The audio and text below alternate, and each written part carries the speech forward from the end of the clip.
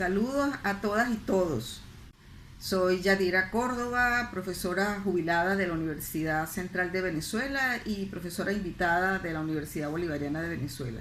Estoy agradecida por la invitación que me hicieron a contribuir con esta maestría en salud colectiva que ha sido desarrollada desde el Instituto de Altos Estudios Arnaldo Gabaldón, por la Universidad de Ciencias de la Salud Hugo Chávez Frías y por la Universidad Bolivariana de Venezuela.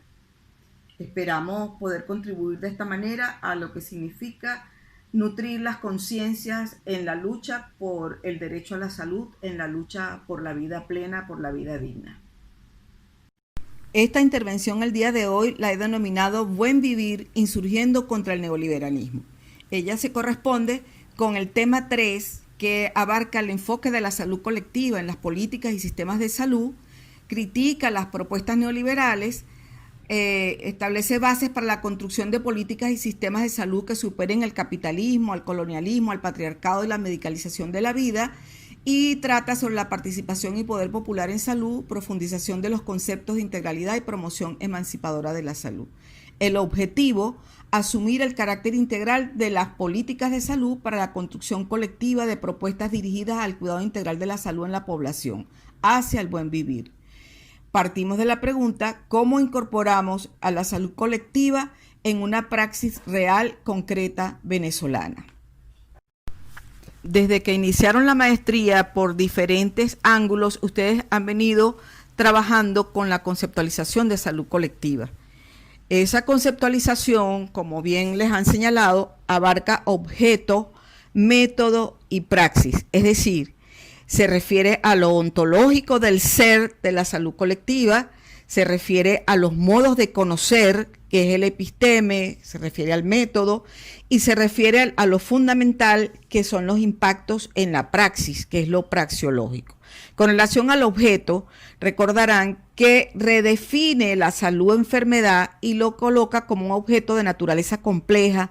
contradictoria, dinámico, colectivo, que es el resultado de la relación entre los procesos protectores o destructivos a los cuales están sometidos los grupos histórica y socialmente, lo cual se explica a partir de la reproducción social de los grupos.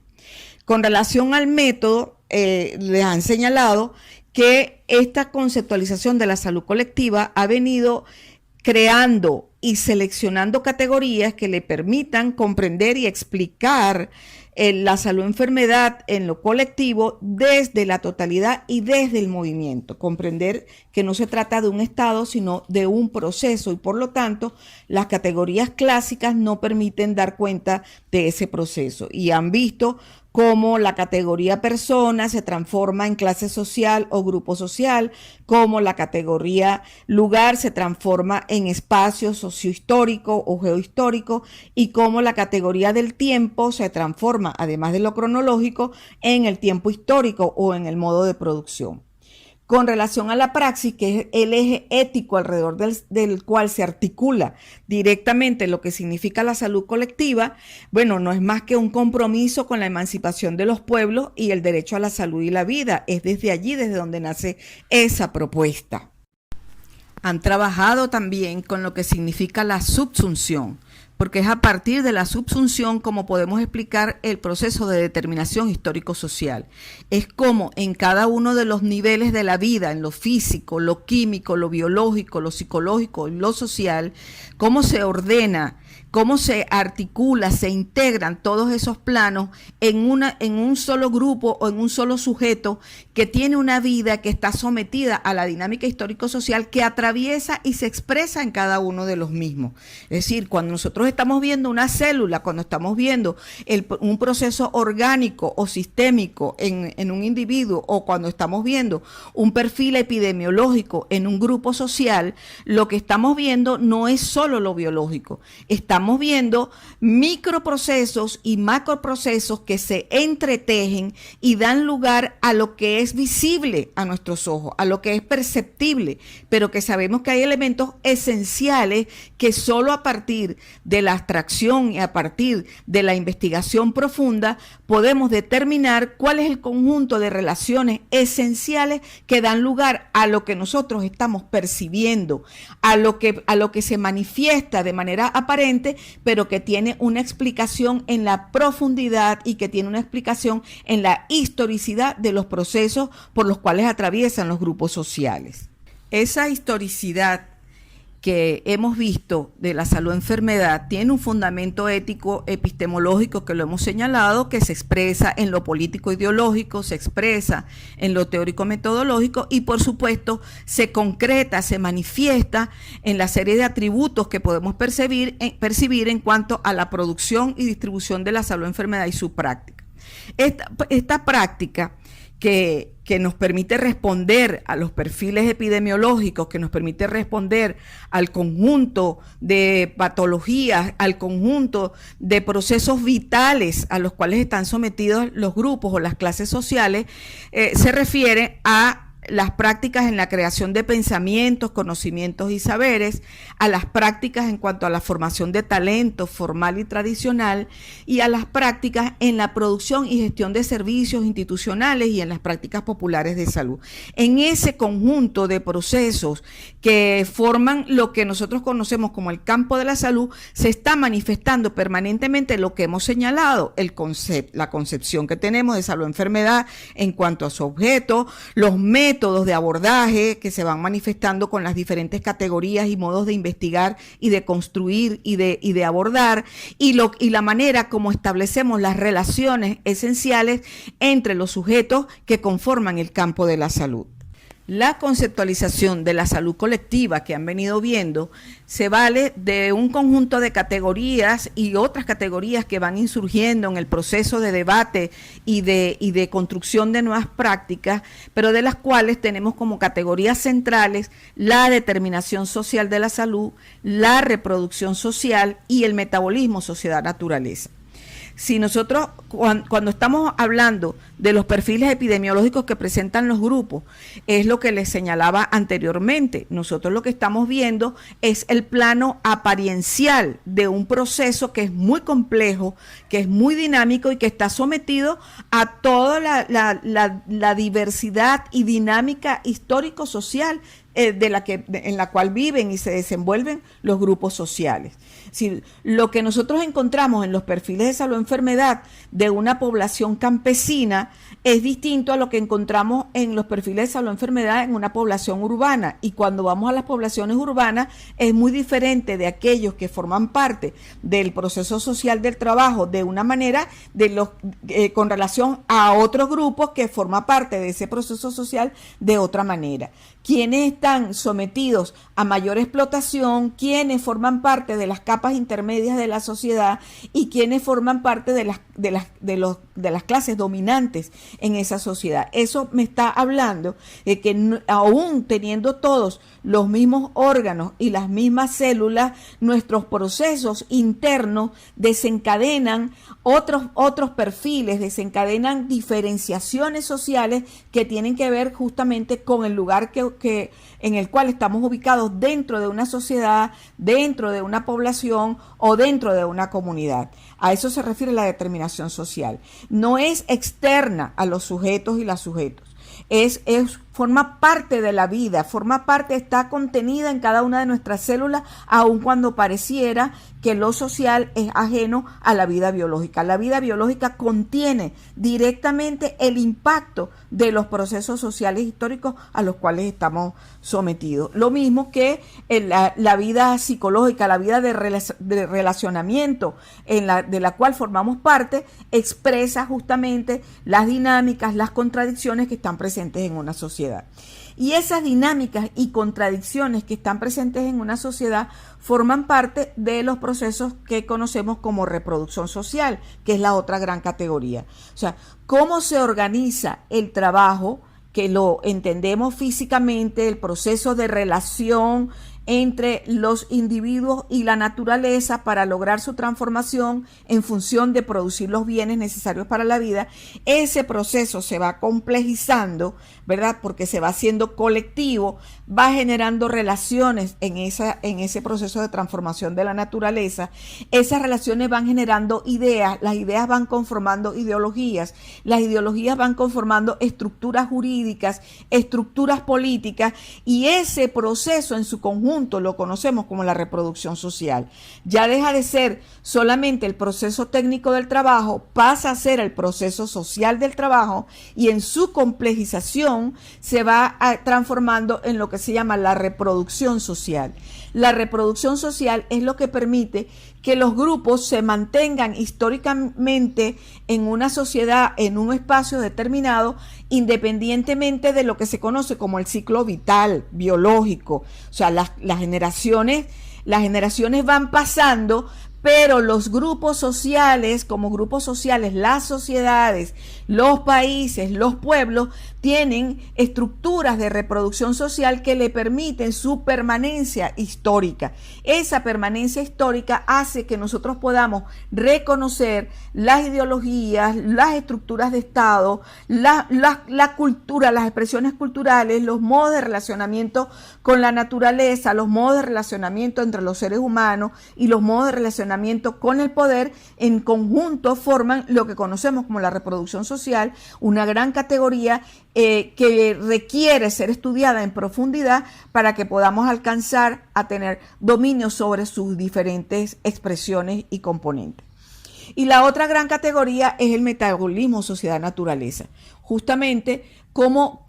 nos relacionamos las y los humanos con la naturaleza es una relación viva, es una relación sobre otro espacio vivo como es la naturaleza, y que ha tenido grandes diferencias en los diferentes momentos históricos, porque nosotros pasamos de procesos en los cuales la relación entre los humanos con la naturaleza era una relación absolutamente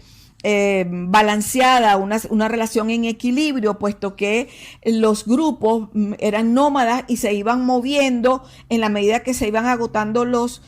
frutos que esa naturaleza les ofrecía, pero el movimiento de los grupos permitía una recuperación de la naturaleza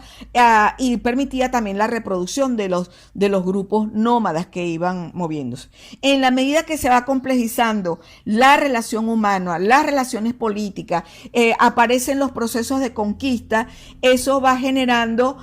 diferentes expresiones de esa relación de la sociedad con la naturaleza. Y con la modernidad, con el desarrollo de la ciencia y con las ansias y el propósito del control desmedido sobre la naturaleza, esa es una relación que se vuelve una relación destructiva. La relación que establece la sociedad capitalista con la naturaleza es una relación de dominio absoluto, de control absoluto, que busca únicamente su explotación, su aprovechamiento irracional, que va produciendo daños irreparables que hoy en día nosotros, los grandes estudiosos en la materia, los movimientos ecológicos, vienen generando alertas sobre lo que ha significado la producción de detritus, la producción de daños ambientales, en algunos casos daños irrecuperables, que marcan lo que ha significado el tiempo histórico por el cual hemos atravesado con la modernidad, haciendo un uso de la ciencia y la tecnología,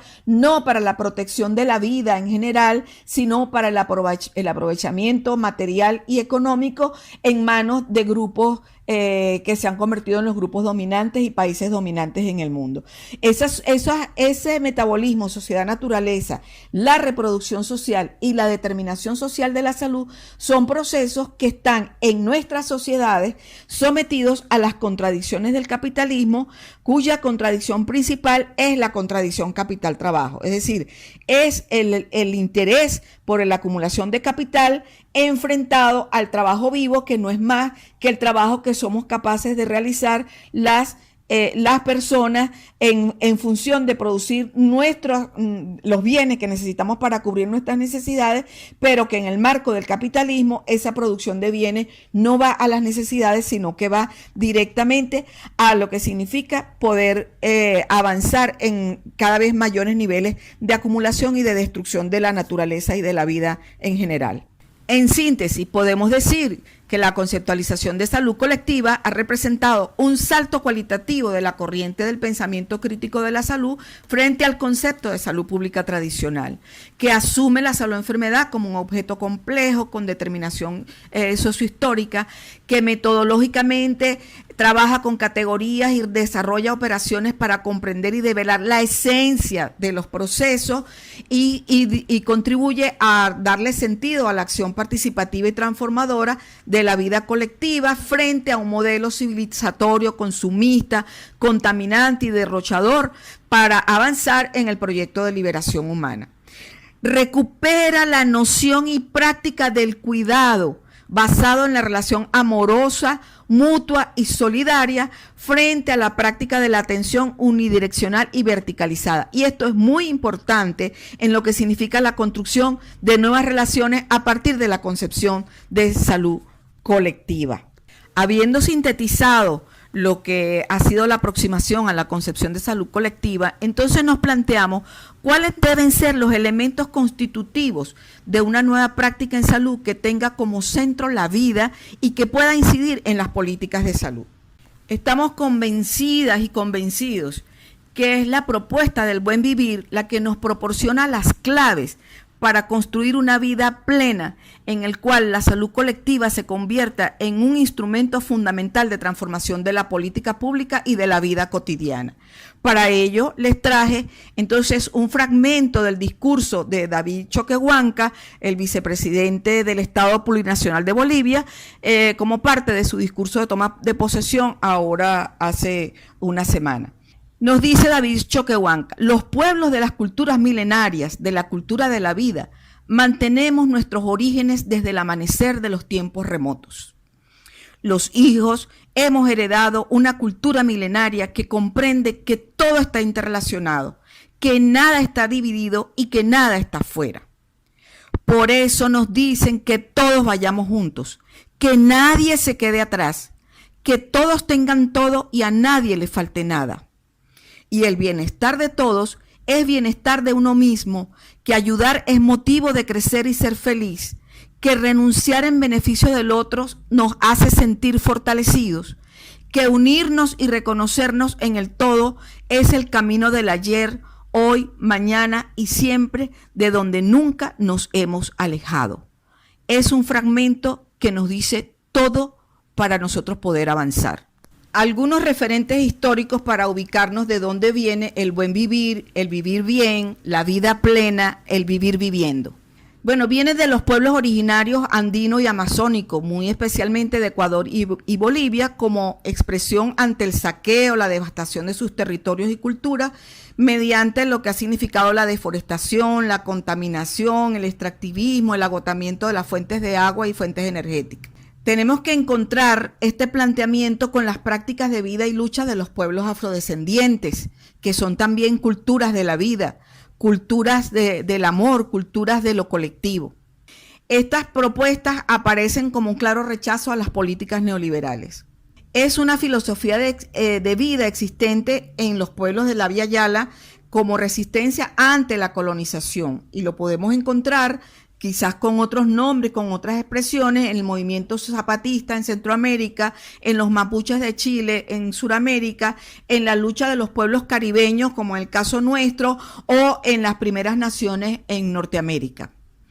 Encontramos manifestación clara que visibiliza estos procesos durante el 5º centenario de la resistencia. En todo lo que fueron los procesos, se generan movimientos indígenas de carácter continental y van construyendo alianzas entre actores y movimientos sociales para articular las propuestas emancipatorias por las cuales luchan estos pueblos. Cuando buscamos los referentes institucionales del buen vivir, del vivir viviendo, de la vida plena en nuestra América, Bueno, nuevamente nos llega David Choquehuanca, que nos dice en el mismo discurso que desde el año 2006 empezaron en Bolivia un duro trabajo para conectar nuestras raíces individuales y colectivas, para volver a ser nosotros mismos, volver a nuestro centro, al Taipí, a la Pacha, al equilibrio de donde emerge la sabiduría de las civilizaciones más importantes de nuestro planeta. Así, en ese proceso encontramos en el 2008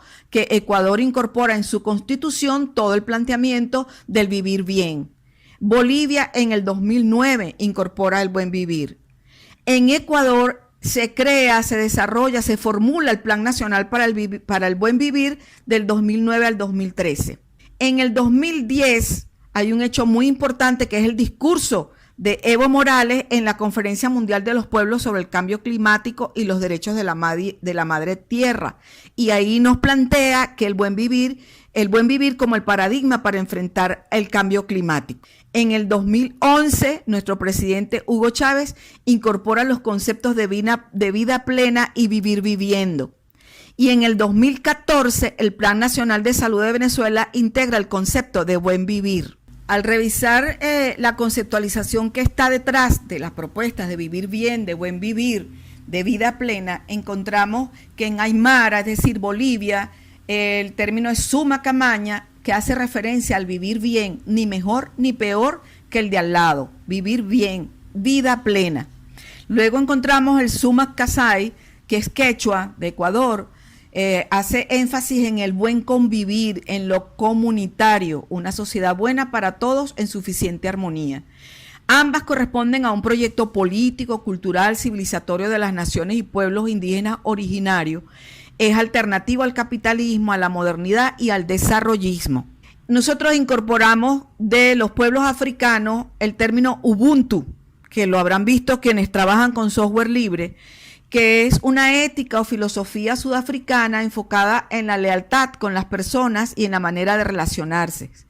Está muy centrada en la solidaridad. Proviene de las culturas Zulú y Xhosa.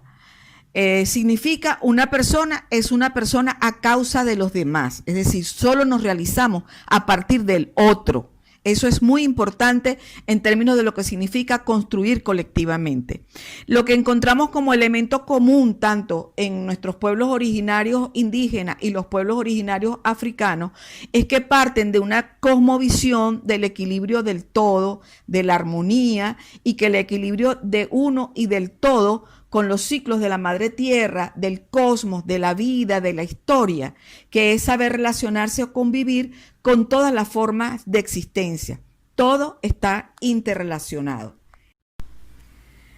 Siendo que la propuesta del buen vivir, vivir bien, vivir viviendo, vida plena, que le dan piso a la salud colectiva,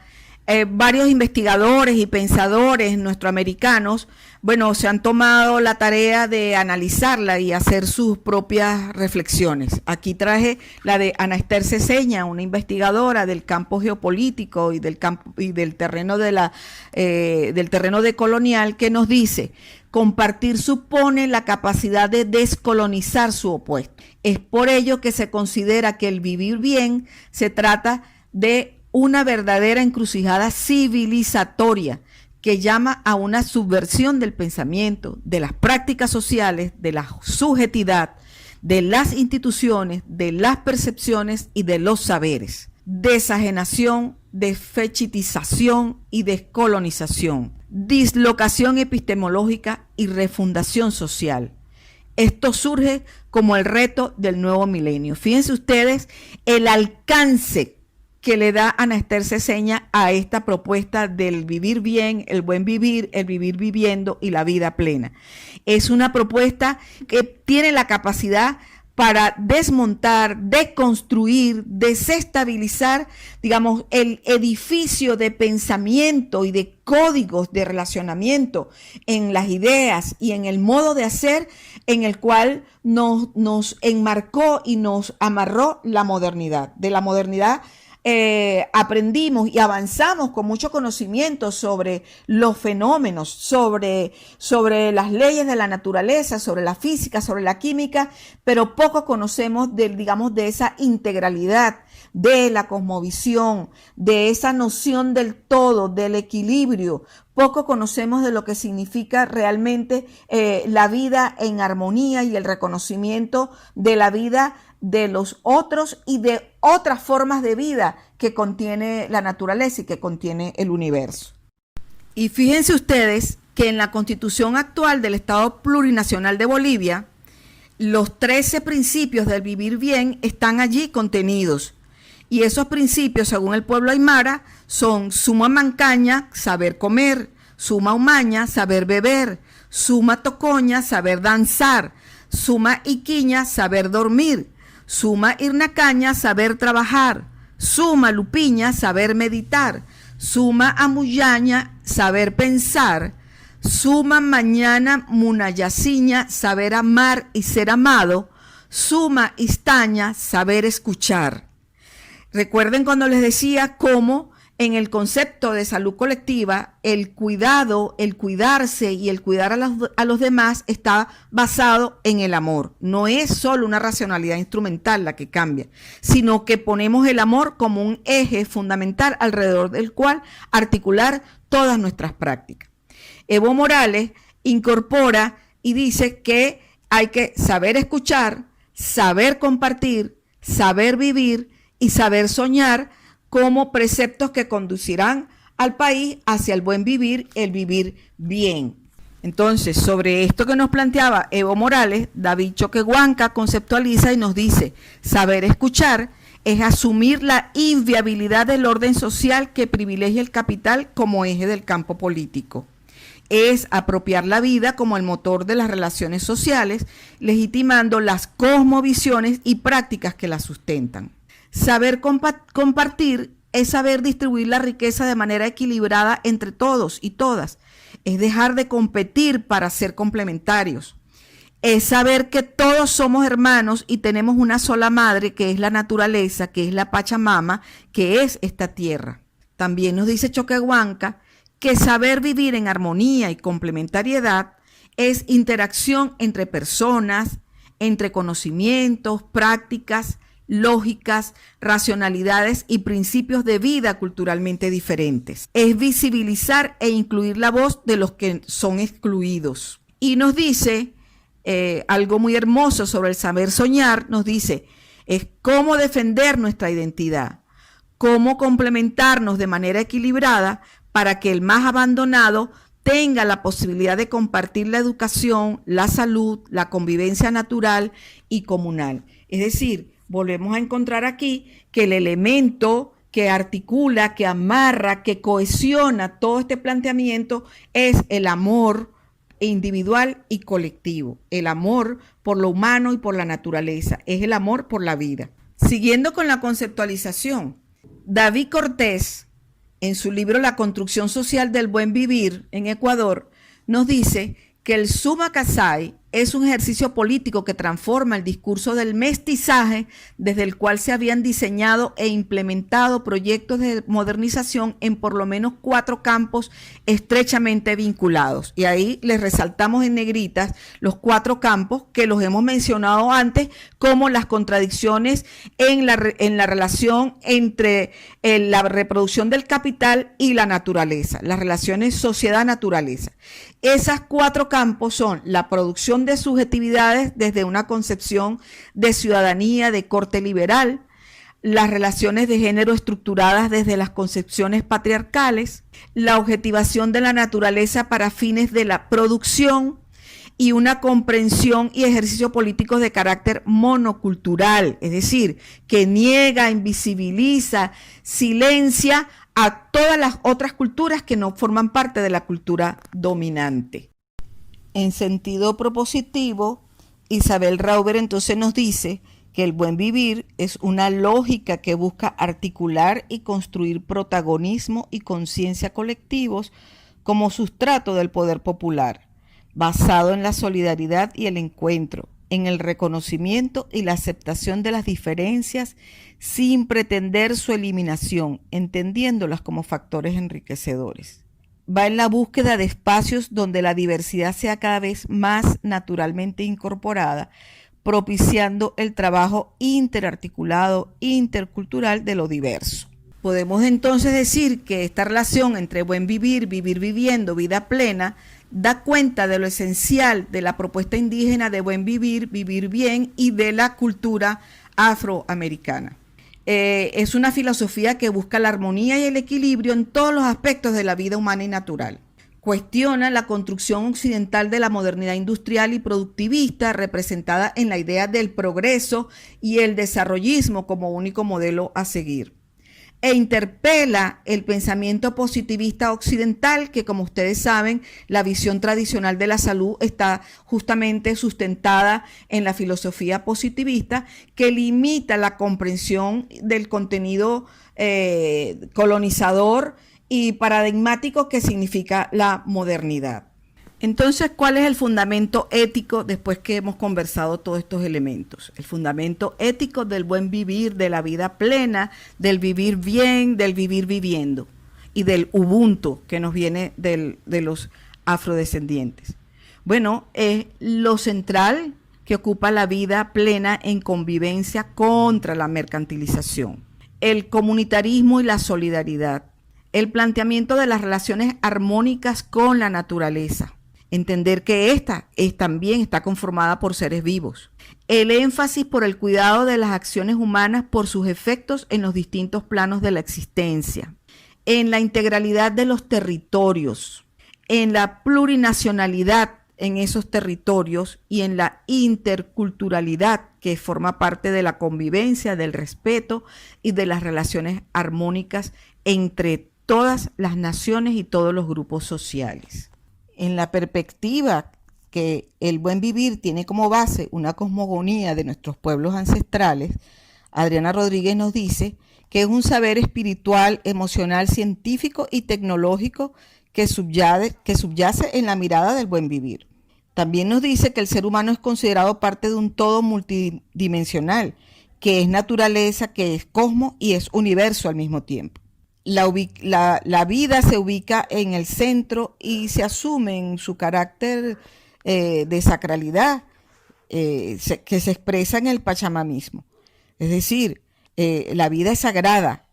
y la Pachamama es sagrada y somos parte de la vida junto con la Pachamama. Nos plantea esa cosmogonía un pensamiento relacional, holístico, es integrado, integrativo, utiliza conocimientos que hoy se consideran cercanos a la ciencia, específicamente la física cuántica y algunos aspectos de los planteamientos de lo posmaterial. En lo epistemológico, Adriana Rodríguez nos dice que contiene una visión sistémica y compleja frente al pensamiento positivista occidental que viene reduciendo la comprensión del mundo a lo material, lo mental y lo científico racional. Bueno, recordemos que el positivismo se basa fundamentalmente en la medición, en la percepción a partir de los sentidos, mediante los sentidos de todo lo que es palpable, medible, comprobable. En el caso de la propuesta del buen vivir, bueno, su cosmogonía va mucho más allá y va buscando la esencia de los procesos, esencia que no es visible a los ojos, sino que tenemos que descifrarla, develarla a partir del reconocimiento de todas las relaciones que están implícitas en cada momento y en cada circunstancia. Nos resalta la importancia de la espiritualidad y las emociones en la constitución del ser humano y su capacidad de relacionarse con sus congéneros y con la naturaleza. De aquí que la noción del cuidado mutuo o la entreayuda, como nos plantea Simón Rodríguez, adquiere particular relevancia a nuestro modo de entender y en el marco de la propuesta de salud colectiva que nosotros apostamos por la unión entre estos dos grandes epistemes, el de la salud colectiva y el del buen vivir, el vivir bien o la vida plena. Nos dice también Adriana Rodríguez que, bueno, epistemológicamente esta propuesta tiene un carácter relacional y de vinculación muy fuerte, porque todo está relacionado con todo y nada existe de forma independiente. Nos plantea también que se da una dualidad complementaria, es decir, todo tiene su opuesto para existir. Esto también es una ley de la dialéctica, mucho más acá, es del siglo XVIII, mucho más acá de lo que han planteado nuestros pueblos originarios. Sin embargo, se encuentran esas dos posibilidades. Y luego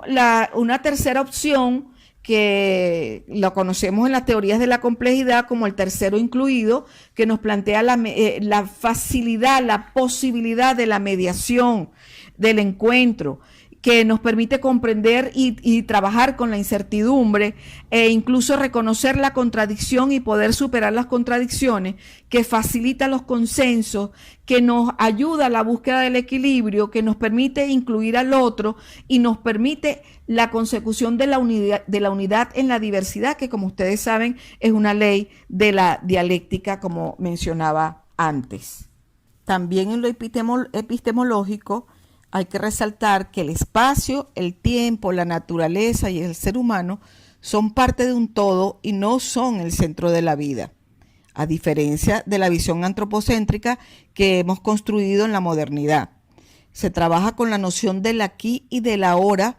porque, digamos, esa relación entre el cosmos, el universo, la naturaleza y la persona están interactuando constantemente. Igualmente hay una visión de unidad en el espacio-tiempo, que es la Pacha, con una perspectiva de ciclos interrelacionados con el cosmos y la naturaleza. Hay una relación permanente del ser humano con los ritmos naturales impuestos por esos planos de la vida. La vida cotidiana es una expresión del ser estando, el ser, lo que se está dando permanentemente. Eso permite hacer conciencia de que todas las acciones humanas tienen influencia sobre otros aspectos de la vida. Es el vivir viviendo que nos planteó el comandante Chávez. La teoría y la práctica son inseparables y se establece una ética que rige y se manifiesta en todas las relaciones del ser humano. Decimos nosotros, la vida plena solo es posible con relaciones armónicas entre el ser humano con la comunidad social, natural, espiritual y cósmica. La alegría y la esperanza, que es un aprendizaje de nosotros y nosotras los venezolanos, la alegría y la esperanza como elementos de articulación y resistencia de la vida en lucha permanente. Diremos entonces con Isabel Rauber, en su trabajo sobre el buen vivir, que este anclaje epistemológico cosmovisivo es fundamental, porque resume las bases conceptuales de partida para la creación de un nuevo modo de producción y reproducción de la vida social. Recuerdan que es una de las categorías centrales de la salud colectiva, es decir, un nuevo modo de vida anclado en la indivisibilidad de la vida humana y la naturaleza, lo cual constituye parte del nuevo horizonte civilizatorio. Podemos afirmar entonces con ustedes que construir alternativas enmarcadas en la salud colectiva como derecho a la vida es avanzar en un camino de construcción del vivir bien, del vivir viviendo, de la vida plena, del buen vivir, y que esto se basa en la dignidad de los pueblos como finalidad y como derecho, y que se alcanza solo en plenitud, humanizando las formas de vida y trabajo, transformando las relaciones entre los seres humanos, entre los humanos y la naturaleza, superando la contradicción capital-trabajo vivo, creando condiciones para profundizar la democracia participativa, fortaleciendo el respeto a la diversidad y la complementariedad cultural, asegurando la defensa de la naturaleza en el marco de la lucha contra la explotación y la defensa de la vida colectiva, de la vida plena, del buen vivir, del vivir bien, de la vida planetaria. Y cierro con este planteamiento del comandante Hugo Chávez Frías en el 2011. Nos dice, el objetivo central de la revolución bolivariana es lograr la satisfacción plena de las necesidades fundamentales para la vida, para el desarrollo y crecimiento de la vida del pueblo, la vida llena, la vida plena. Es desde allí desde donde nosotros debemos construir una opción enmarcada en la salud colectiva, una opción que nos permita garantizar el derecho a la vida y seguir profundizando las posibilidades de transformación integral de la patria. Agradecida por su atención.